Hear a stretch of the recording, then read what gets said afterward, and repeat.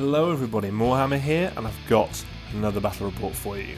This is a 2,000 point battle with my Tzeentch against Stormcast Eternals, and it's a Vanguard Chamber Stormcast Eternals army, so quite a cool one. One that's quite, I've always really liked, so it was very interesting to play them. And it's the second game where I'm using the big guy himself, Archaon, so always going to be great to use him. I'm finding he's just so good. Yeah, so if you want to look at the army lists, they are in the video description below. And I will jump straight into the game. So here is a picture of deployments. We are playing Knife to the Heart. That's the one where you have one objective in each deployment zone, and it's you have to have 5 or more models within 6 and no enemy models to score it. By the end of battle round 5, which is a very tough thing to do generally. So this is one of those battle plans that tends to end in a minor victory or a draw. So we'll have to I was just kind of focusing on murdering as much of his stuff as possible. So fingers crossed. I guess the advantage I've had is I didn't have that many. He didn't have that many models compared to me, so that was good. As far as deployment goes, I was. He has a unit of 6 Vanguard-raptors with Longstrike Crossbows, which just terrified me. They can just put out mortal wounds, they can do a lot of damage. But other than that, he just had a few key pieces that were just sitting around not doing a whole lot. In my deployment zone, I kind of put my Brimstone Horrors towards the back of the board. They were just in one long kind of line with a few bubbles in them, so to speak. So the idea of having them there was it was blacking out of as much of the board as I possibly could, because he can bring on Vanguard-hunters on the board within 6 inches of the edge of the board, but more than 7 inches away from my models. I just made sure that he couldn't come on anywhere behind me, and that was what my Brimstone Horrors were doing, and these guys are just excellent for that. Because the unit's 30 strong, and it's only 100 points, you can just really, really spread out and get where you want to be, which is ideal. The pink horrors were on either side of my deployment zone. Again, these guys were just trying to block off as much of his deployment as possible, so he couldn't come on the sides. And then Archaon, the big bird, and the Tzaangor were just in the centre. They were just going to run them forward and try and kill as much as possible. And that was kind of my battle plan, at least. On his side, on the far left, you kind of he's got a knight, Azyros, in that by the Dragonvet Dais, a Lord-Aquillor and Neave Blacktalon are there as well behind him. Then he's got 5 Vanguard-hunters in front and 3 Aetherwings. Behind them he's got 6 Vanguard-raptors and a Knight Venetor on that building. He's also on the far right got a Gryph Hound. Everything else was kind of set up in pursuit. He had that battalion that comes with the Blight War box, I think, which allows him to do a couple of things, including put his Knight Palladors in pursuit. So that's why they're not deployed on the board. So because I finished deploying first, because I had just about a few less drops than him, I decided to let him take the first turn, and he did some stuff. So he doesn't end up bringing any of his Vanguard-hunters on, because there's just not really enough room for them to come on. His Vanguard Palladors, however, do come on. They're just on the right-hand side, so they're kind of doing their thing. And his Gryph Hound runs forward, and the Aetherwings come forward a little bit as well. The Knight Venetor jumps forward. He just about managed to get line of sight on my Tzaangor Shaman, so he was aiming on that, and everything else kind of just clusters around the centre. He's not being too aggressive. He doesn't need to be, and that's what he's doing. So in the shooting phase, the Knight Venetor draws back his star-fated arrow and shoots one straight into the Tzaangor Shaman and kills him. It was ridiculous. He has a Luckstone, which he ends up using to wound roll. I fail my save. He rolls like 9 damage or something, and just kills the Tzaangor Shaman. So yeah, that was great. I really enjoyed that, obviously. So, with that being done, he also ends up charging. The Vanguard-raptors shoot the pink horrors on the right-hand side and kills all of them quite easily. There's just it wasn't. I think it was also with the Vanguard Palladors shooting attacks. Managed to shoot them all off. So I do end up deciding to split them into blue horrors, just because I thought that these guys would be getting more in the way here than they would be otherwise, so I didn't have much to worry about that. So we go into my first turn, and it's pretty unsubtle. I charge Archaon, Lord of Change, all the Tzaangor forward, like I mentioned.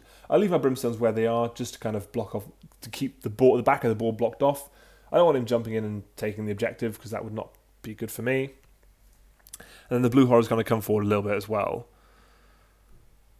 We go into, so in the combat phase, so in the shooting phase, the blue horrors actually managed to kill the Aetherwings, which is quite nice of them. I was quite impressed with that.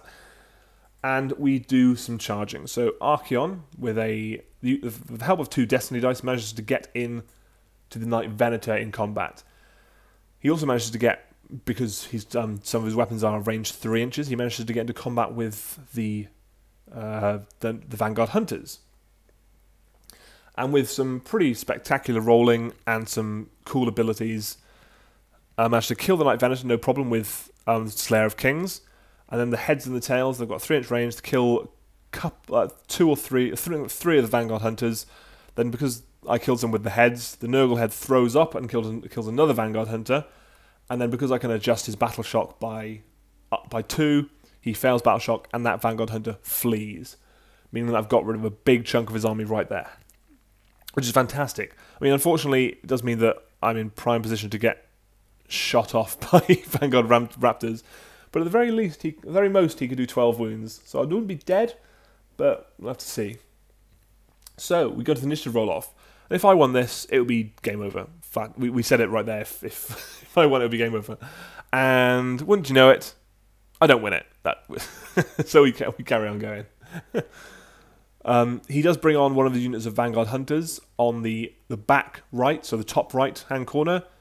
Just because otherwise he might lose that objective already. He doesn't really want to lose it right now, so he just brings them on and leaves another unit off. He uses the Lord-Aquillor's command ability to jump off and disappear and take the Vanguard-raptors with him, and they come on the bottom board edge. Lord-Aquillor himself, oh sorry, I'm lying to you. He doesn't use the Lord-Aquillor to disappear. He does the running through the ether thing with him, and runs into the centre of the board, and Neave Blacktalon does that thing where she can kind of hitch a ride with that. I don't know what it's called, I'm sorry. So those 2 are in the centre of the board. The Vanguard-raptors are right at the bottom, and then the Vanguard Palladors come around the side towards the blue horrors. And also the Knight Azyros is in the centre there. So, he does a whole bunch of shooting in the shooting phase. The Vanguard Palladors managed to murder the 10 blue horrors with no problems whatsoever. The Vanguard-raptors managed to put a total of 8 wounds onto the big bird, which was a bit disappointing, but I can live with it. But that's about all he does. So, with that being said, we go into the initiative roll. No, sorry, we just go into my turn. It's not an initiative roll. I'm lying to you, again. So, we go into the initiative roll, and I do some stuff. Archaon, first of all, the big bird cast a bunch of spells at the Vanguard-raptors, because he wanted to get... He was just within 18, fortunately for me, so I managed to just... I shoot 2 of them off with spells, and kill another, and do a wound to another one. Archaon kind of jumps into the middle of between the Stormcast and the characters. I wanted to see what other charges I would get in before I chose where to charge with Archaon. If I got a big charge with him, I'd just go after the Vanguard-hunters and kill them. If I got a short charge, I could go into the Gryph Hound and Knight Azyros. Gryph Hound and Knight Azyros, even. Or if I failed the charge with the Big Bird or the Tzaangor, I could make sure I got into those instead of the Vanguard-hunters. It just keeps my options a bit open. Other than that, I kind of moved my Brimstone Horrors kind of towards the Vanguard-raptors, just to make sure they were all dealt with. So in the charge phase, I managed to get my Tzaangor and Big Bird into the Lord-Aquillor and Neave Blacktalon, and I jump over with Archaon toward... I actually managed to get a fairly decent ranged charge with Archaon. He jumps over into combat with the Knight Azyros, the Gryph Hound, and the Lord-Aquillor, so he gets into that gap just there. And it's a fairly brutal combat. Neave Blacktalon turns around and just straight out kills my Lord of Change. Because she does damage 2 against characters, which was just brutal. I didn't see it coming. So, That was a bit silly of me. Archaon, however, does open a can of whoop-ass and kills the Knight Azyros, kills the Gryph Hound, does a couple of wounds to the Lord-Aquillor, but not enough to actually kill him. And then the Tzaangor completely brutalised Neave Blacktalon. She had nothing left for it. So, in the Battleshock phase as well, he loses another 2 of his Vanguard-raptors. So there's only 1 of them left. So I wasn't too worried about them anymore, so that was ideal. So we go into the initiative roll-off, and he wins it. And that's okay. I can live with that. He ends up disappearing with his Lord-Aquillor, using his command ability, and he takes with him the Vanguard Raptor, the one Vanguard Raptor that's left. The Vanguard Palladors run over towards the Brimstone Horrors, and I think that's just about all that happens. So the Lord-Aquillor, he jumps back. You can't quite see him on the board. He's too far to the left. He's basically in the centre of the board on the very, very far left board edge. And the Vanguard Raptor you can just see him, the very top left-hand corner, just sitting there as far away as he possibly could be. From anything, basically. So he's sitting there. So that means that everything there is out of combat.